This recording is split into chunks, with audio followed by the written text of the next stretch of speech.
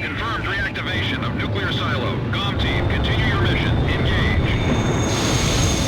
Stand by. We're analyzing the situation.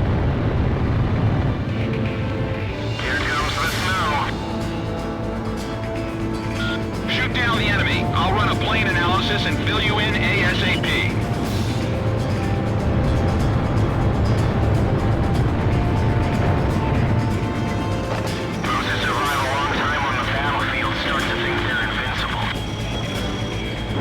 Huge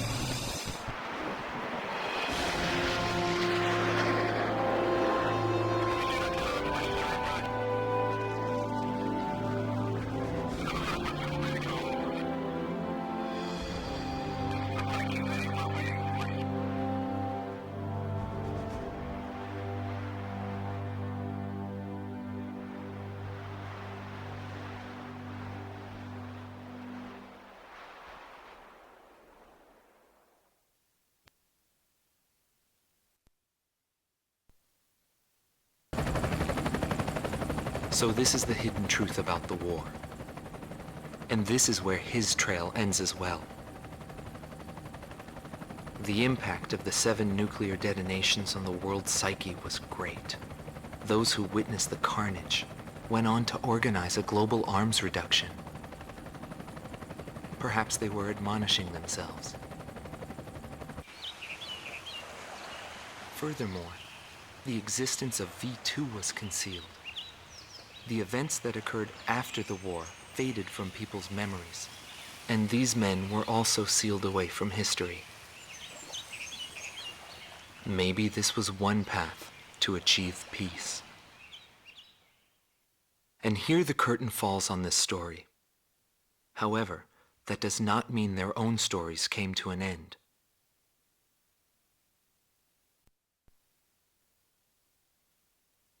A nation is comprised of the individuals who live in its borders. It can only become a nation when it is supported by those individuals. But mercenaries who cross lines in allegiance for money have no country to protect. They only fight for their own power and fame. But if that was the case, then why did I lose to him? Maybe not having the burden of a nation allows you to fly faster.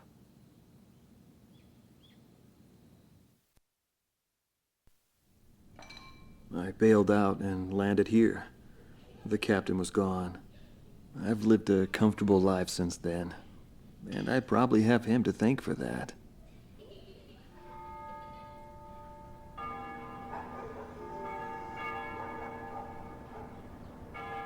They ring the bells here at dusk to honor the liberation of the capital. It signals peace, but to me, they are the sounds of death.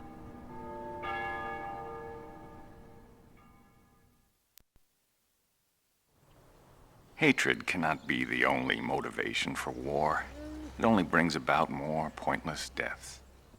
I lost most of my students. They were all my children, my flesh and blood. I will never overcome that grief. I'll probably never teach anyone again, nor will I ever go up in the sky again. I have entrusted everything I know to a new generation. I'll just look on from here.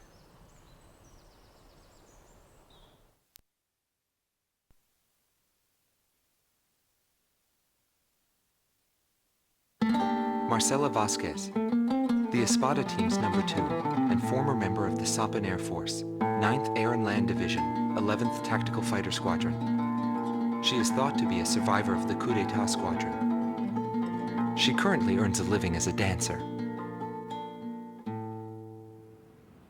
If the Demon Lord hadn't appeared, our lives might have been different. For me, it wasn't about flying or ideals. Most of all, it was about him, my flight lead. Our mission was to escort the heavy command cruiser that was to act as transportation for the organization. And the Demon Lord appeared, as if to block our path. I will never forget his overwhelming power. One by one, my comrades were shot down, and then the mother bird we were supposed to protect. We survived after the fight. We left our organization and returned to the ground together. But those whose hearts are in the sky will always return to the sky. He was one of them. And so he left, even though his wounds had yet to heal, and he died there, never to return to me. But I don't blame anyone. The regret and suffering that remained after that battle were also what he had given me. They're among the precious few things he left behind.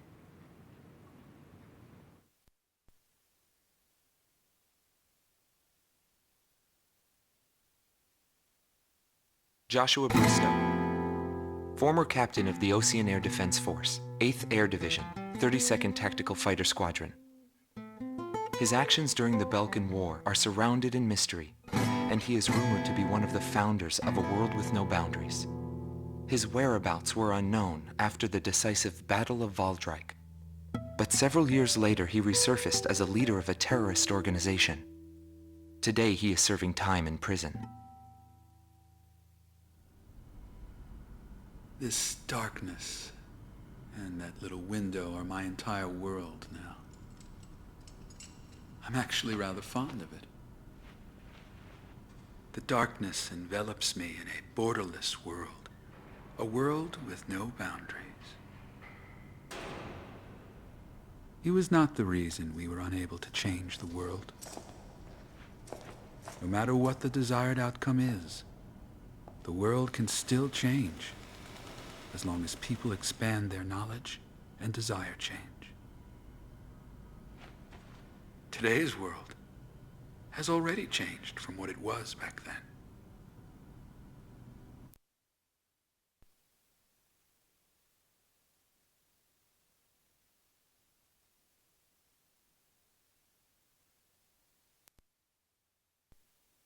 Larry Funk, also known as Solo Wing Pixie. GALM Team's number 2, and member of the Ustio Air Force, 6th Air Division, 66th Air Force Unit. That's right. This man was his buddy, and his enemy. I should have died that day, but I didn't. I dragged my wounded body and reached ground zero of the nuclear detonations. A barren, empty land. I felt an unbearable sadness when I witnessed that landscape. There were still people living there. They were the ones that saved me. It may be true that the world has no need of borders, but would getting rid of them really change anything? The world won't change for the better unless we trust people. Trust is vital in a peaceful world. But that will never happen. I'm still on the battlefield. Right now I'm near a border. I want to see for myself what borders really mean, and what their volition really is. I may not find what I'm looking for, but I still want to try. Anyway, that's what I've come to believe, and I think that's enough. Will he see this video? If you do meet him, give him a message for me. Yo, buddy. Still alive? And thanks, friend. See you again. The Demon Lord of the Round Table. A warrior who soared through the BELKAN War, inspiring both fear and admiration. His presence filled the skies for but a few short months before he disappeared. Apart from that, nothing is known about him. I was never able to find out what kind of a person he really was. But whenever they talked about him, they always had a slight smile on their faces. That, perhaps, may be my answer.